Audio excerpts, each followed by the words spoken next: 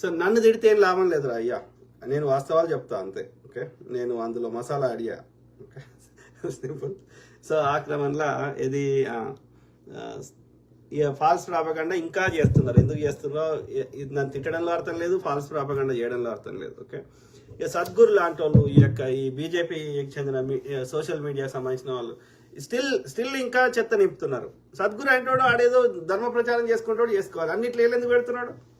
వాడు ఏ స్థాయికి మాట్లాడుతుండంటే, ఎవడైతే ఈ బీజేపీ ప్రభుత్వాన్ని ప్రశ్నిస్తున్నారో ఇదే టైం అదునుగా దొరికింది. ఇక అందరినీ దేశద్రోహం కింద, సెడేషన్ యాక్ట్ కింద అందరినీ ఇది మీరు ఏమేమి చర్యలు తీసుకోండి. నీకేం అవసరం రా సద్గురు?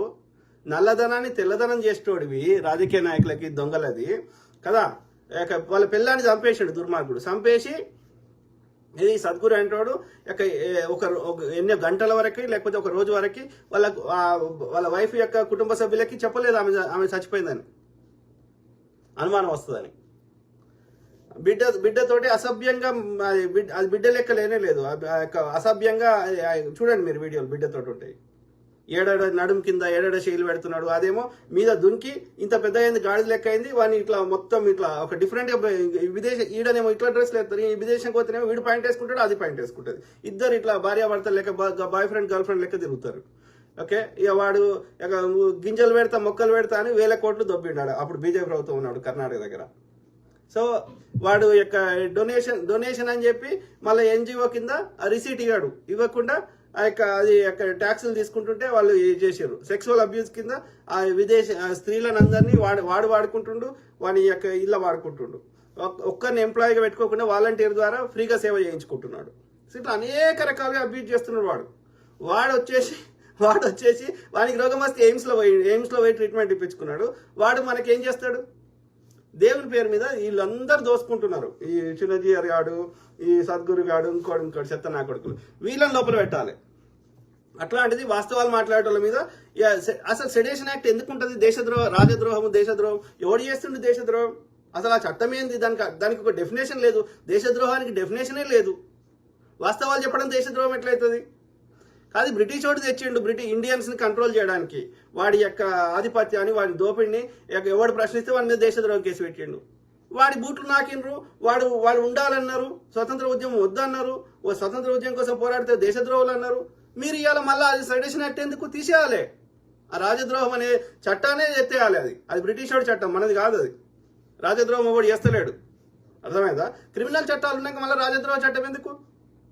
దానికి రాజద్రోహం అనేది డెఫినేషనే లేనప్పుడు నువ్వు అది బ్రిటిష్ వాడు వాణి అవసరాని కోసం తెచ్చుకున్నదాన్ని ఇంకా ఎందుకు వాడుతున్నావు? ఆ సెడేషన్ యాక్ట్ తీసి పారదొబ్బాలి, దానికోసం కొట్లాడాలి. ఓకే, ఆలోచించండి మిత్రులారా.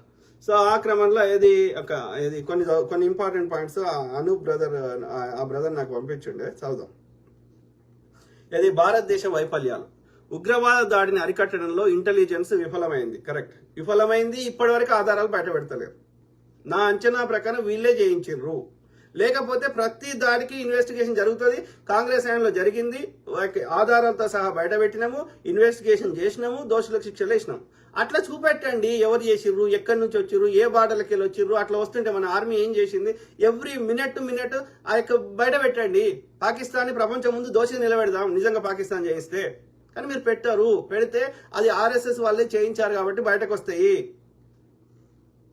ఎక్కడి నుంచి ఫోన్ కాల్ డేటా పోయింది, ఎక్కడి నుంచి మనీ ట్రాన్సాక్షన్ జరిగింది, ఏ అకౌంట్లోకి డబ్బులు పోయినాయి, ఎవ్రీథింగ్ ప్రజల ముందు పెట్టండి, ప్రపంచం ముందు. పాకిస్తాన్ యొక్క ఆర్మీకి సంబంధించిన వాళ్ళు ప్రపంచ విలేకరులు అందరు పిలిచి ఇన్ఫర్మేషన్ చెప్తున్నప్పుడు మీరు పెట్టండి. You don't do it because you only did it. అట్లా చేస్తే మీ పేర్లే బయటకు వస్తాయి. ఆలోచించారు. సో ఉగ్రవాద దాడిని అరికట్టడంలో ఇంటెలిజెన్స్ విఫలం. వారు బాధ్యత నుంచి తప్పించుకునేందుకు పాకిస్తాన్ తప్పుపట్టారు. 100% కరెక్ట్. నాట్ ఓన్లీ దాట్, వీళ్ళే చేయించారు. ఓకే, వైమానిక దళ వైఫల్యం. భారత్ 3 నుంచి 5 విమానాలు కోల్పోయింది. 3 రఫాల్ యుద్ధ విమానాలు, 1 మిగ్, ఇంకోటి సుఖోయ్. 5 యుద్ధ విమానాలు కోల్పోయింది. అట్లనే ఎంతో మంది ఆర్మీని సివిలియన్స్ ని చనిపోయింది. సో కోల్పోయింది. పాకిస్తాన్ ఒక్కటిని కోల్పోలేదు. కరెక్ట్, చూడండి, పాకిస్తాన్ ఒక్క విమానం కోల్పోలేదు, కానీ ఇండియా 5 కోల్పోయింది. దాన్ని బట్టి పాకిస్తాన్ యొక్క ఎయిర్ డిఫెన్స్ సిస్టమ్ అనేకంటే చాలా బెటర్గా ఉంది. అందుకని మోడీ తాత భయపడ్డాడు. ఓకే, భయపడి ట్రంప్ ఫోన్ చేసి అప్పుడు ఎట్లయితే అభినవ్ బింద్రాని విడిచిపెట్టమని బతిలాడుకున్నాడో ఆలోచించండి. అప్పుడు కూడా సర్జికల్ స్ట్రైక్స్ అప్పుడు మనోడు ఎట్లా పడతాడు, వాళ్ళోడు ఒక్కడు మన దానిలో పడినప్పుడు. అంటే వాళ్ళ ఎయిర్ డిఫెన్స్ సిస్టమ్ స్ట్రాంగ్ ఉంది అని అర్థమే కదా. అప్పుడు కూడా 2 మన యుద్ధ విమానాలు కూల్చేసారు కదా.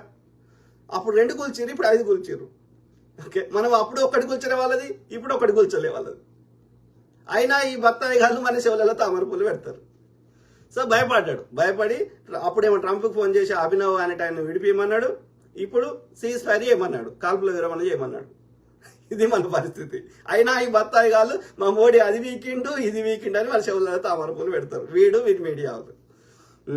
దౌత్యపరమైన వైఫల్యం. కరెక్ట్. ఏ దేశము భారత్కు మద్దతుగా రాలేదు. జేడీ వ్యాన్స్ ఇది మా వ్యవహారం కాదు అన్నారు అమెరికా వైస్ ప్రెసిడెంట్ గారు. కరెక్ట్.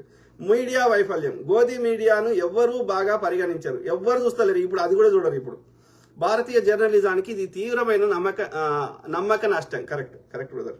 అంతర్జాతీయ వైఫల్యం. IMF international monetary fund IMF Pakistan